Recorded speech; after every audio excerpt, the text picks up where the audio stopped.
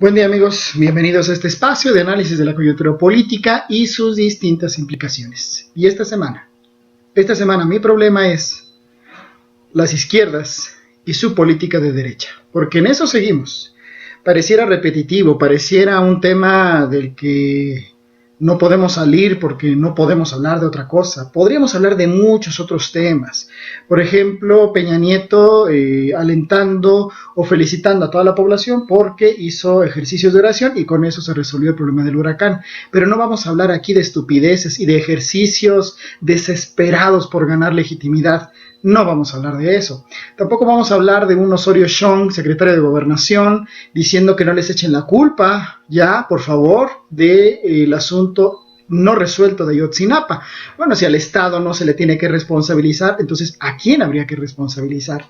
Por eso no vamos a hablar de estupideces y de los que encarnan y desarrollan esas estupideces. Tampoco vamos a hablar de otros aspectos de la política nacional, como priistas queriendo todavía legislar en torno a la prohibición de las redes sociales en la internet, en fin. No, yo creo que aquí lo importante es hablar de las izquierdas y particularmente otra vez de Morena. Este fin de semana pasado se hizo la elección se instaló el Consejo Estatal de Morena en el Distrito Federal. Y a su vez, que esa es su principal facultad, eligió al Comité Ejecutivo Estatal, ahora presidido por otra vez, personaje relevante y controversial, Martí Batres. Bueno, ¿qué pasó? ¿Qué sucedió? ¿Por qué tenemos que hablar de esto? Simple y llanamente, porque ahí no se practicó más que política de derecha. Y no solamente de este personaje, Martí Batres, sino de otros. Clara Brugada, por ejemplo, que si no es por Clara Brugada, pues Martí Batres no llega a la presidencia del Comité Ejecutivo del Distrito Federal. Hay a quien esto le parece interesante, pero a mí me parece aberrante. Habría que señalarlo. Pero resulta que no es solamente Martí Batres, insisto, son otros grupos y otras fuerzas y otros personajes que están ahí actuando y cimentando política de derecha dentro de Morena. Y esto no puede seguirse tolerando, esto no puede seguir observándose sin una crítica severa, sin una denuncia y sin acciones. Pero empecemos por el análisis. Y creo que el análisis tendría que partir de definir qué es política de derecha. A mi modo de ver, la política de derecha pasa fundamentalmente por ser una política autoritaria, en este país al menos. Una política que se tejió en los años del sistema presidencialista autoritario, en los años en que esto fue encarnado por el Partido Revolucionario Institucional, y que hizo de la política nacional eso, una cultura y un sistema autoritario, una cultura y un sistema priista. Y como dijera entrañable Carlos Monsiváis, pues todos somos priistas hasta demostrar lo contrario, porque hemos crecido en esa cultura y en ese sistema. Pero, ¿qué es eso? ¿Qué es la política de derecha? ¿Qué es la política autoritaria? ¿Qué es la política priista? Para saber si la podemos identificar en otros espacios, como por ejemplo en las izquierdas y particularmente en Morena. Yo podría establecer 5 elementos. Demagogia, corrupción, corporativismo, fraude y represión. Podemos darnos una sumergida en la historia del sistema político mexicano en el siglo XX, para partir fundamentalmente del surgimiento del PRI y del presidencialismo autoritario, y podemos identificar estos 5 aspectos generados, desarrollados y consolidados precisamente en esa historia. Pero expliquemos rápidamente. ¿Qué implica la demagogia? Bueno, la demagogia es un término clásico que nos denota lo contrario a democracia. Es decir, es hablar de democracia, pero sin realmente construirla, sin realmente hacerla realidad. Es una mecánica retórica para, enfilar ciertas conciencias, tranquilizar ciertas conciencias, ciertas críticas, ciertas denuncias en torno a lo que pueda estar mal dentro de un régimen político, cuando dentro de ese régimen político no existe la voluntad de transformar nada. Y en ese sentido se tiene que retomar la demanda, de tomar la denuncia, retomar la crítica y responder que sí se va a resolver porque las instituciones, porque las leyes, porque el Estado es democrático, aunque no se resuelva. Pero el discurso importa, las palabras importan, y hay que tejerlas de tal modo que en un primer momento las personas las crean y eso mitigue la denuncia, la crítica, la observación ciudadana. Bueno, eso es la demagogia. La corrupción no es un aspecto cultural, como lo quiso resolver muy chatamente Enrique Peña Nieto. Por supuesto que no, y menos explicado así, como el personaje así lo explicó. Que bueno, decir personaje es solamente una consolación personal, porque sabemos que es el presidente de este país. Pero la corrupción es un sistema instalado por el régimen autoritario, particularmente desde los años 40. ¿Y qué significa? Significa que el ejercicio de la función pública es un negocio y es un privilegio para aquellos que detentan el poder. Es una forma de enriquecimiento. Esto no es nuevo.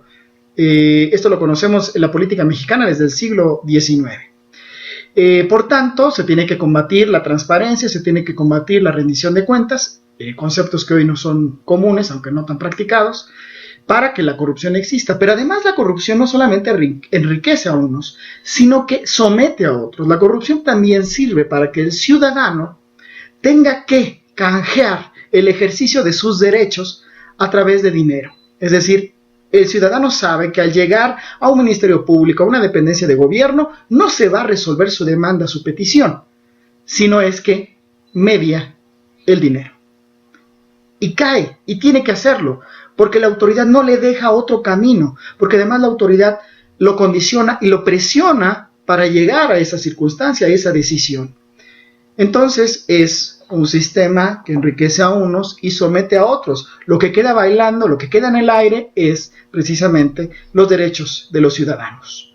Y por tanto el carácter real de la ciudadanía o de lo que queremos llamar ciudadanía y con ello de la posibilidad de democracia.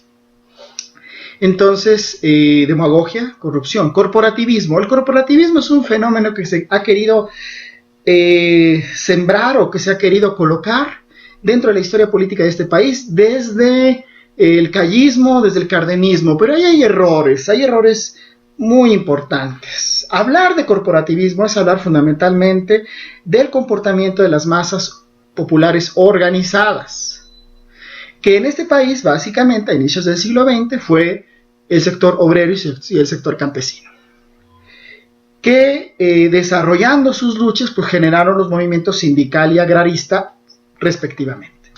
Pero hay que hacer una aclaración, hay que diferenciar el movimiento sindical campesino de antes de los años 20 y 30 y después a partir de los 40.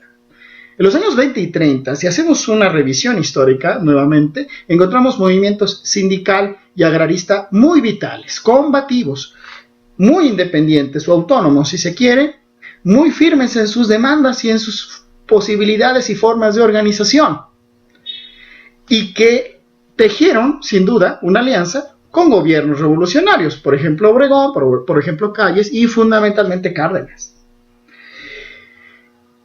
Que hay una relación entre esos gobiernos y los movimientos de masas, por supuesto, es política, no es salir a tomar el té. Claro que las organizaciones de masas tienen que vincularse con el Estado, tienen que relacionar y dialogar con él, porque se trata de resolver situaciones concretas en donde el Estado, como responsabilidad suya, pues tiene que resolver.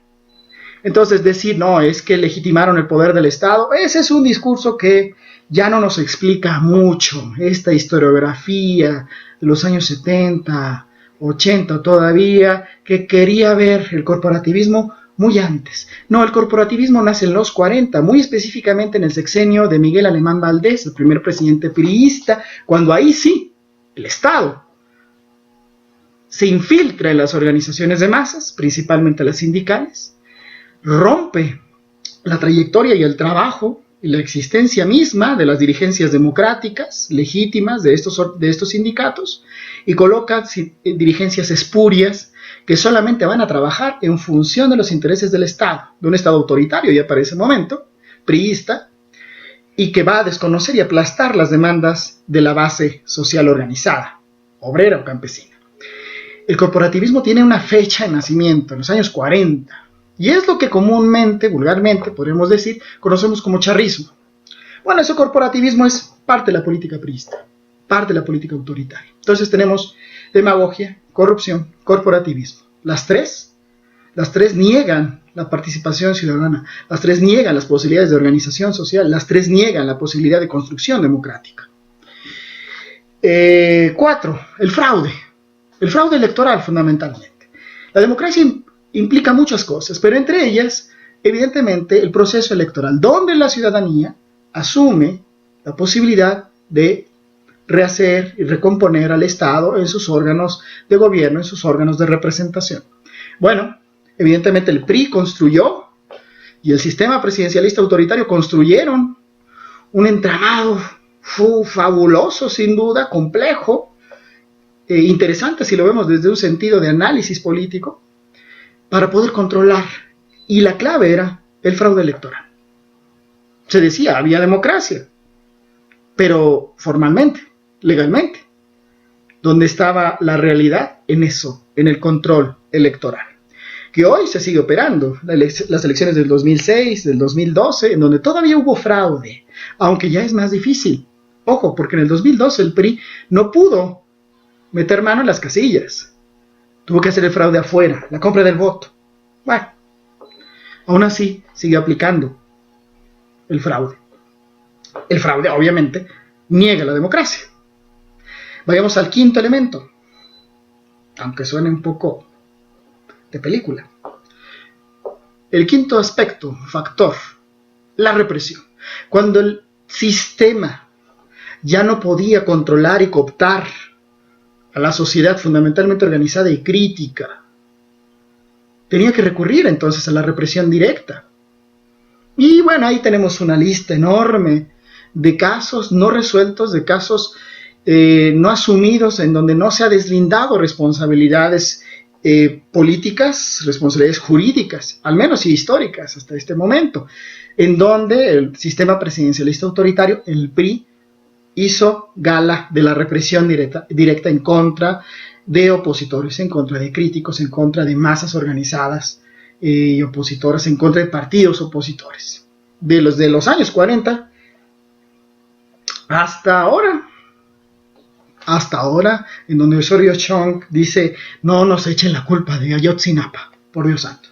Bueno, ahí está entonces. Eso es la política autoritaria, eso es la política priista, es por tanto la forma política de las derechas en este país. Y entonces analicemos más allá de las personas, más allá de los nombres, más allá de los membretes, dónde se presenta la política de derecha, especialmente dentro de la vida política de las izquierdas, sea el PRD, sea Morena, sea lo que ustedes quieran, dónde se presenta la demagogia, la corrupción, el corporativismo, el fraude y la represión. Donde se presenten estos o alguno de estos elementos, eso es política de derecha y no hay que hacernos tontos, porque ahí estaríamos defraudando los intereses y las intenciones de transformar este país en términos democráticos, en términos progresistas, en términos populares, en términos de izquierda. Así pues, amigos, creo que estos elementos nos pueden ayudar bastante para identificar lo que tenemos que señalar, denunciar y combatir.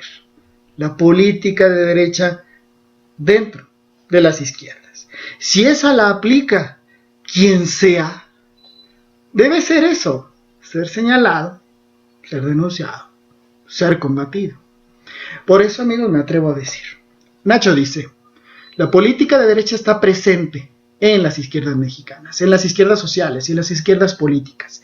Tenemos que saber identificar esa política y denunciarla y combatirla con argumentos, con organización, con lucha frontal. Así nos digan que somos infiltrados del PRI, del PRD y del PAN dentro de Morena, ¿no? Porque aguas, se construyen cacerías de brujas, pero hay que recordarles a esas personas que ya no estamos en los tiempos de la Inquisición, ya no estamos en las 13 colonias inglesas del siglo XVII, donde se perseguía a brujas nada más porque alguien señalaba y decía, ¡esa es bruja! No, seamos serios y seamos democráticos. Si hay crítica es porque hay un problema, y si esa crítica es sustentada, ese problema tiene que resolverse porque nos va a llevar a problemas más grandes. Aquí no hay infiltrados del PRD, del PRI, aquí hay derecha dentro de la izquierda, sí, pero veamos realmente quién es. A lo mejor son de los que están queriendo advertir que hay infiltrados, ¿no? Bueno, amigos, pues queden estos elementos y nos vemos la siguiente semana. Muchas gracias.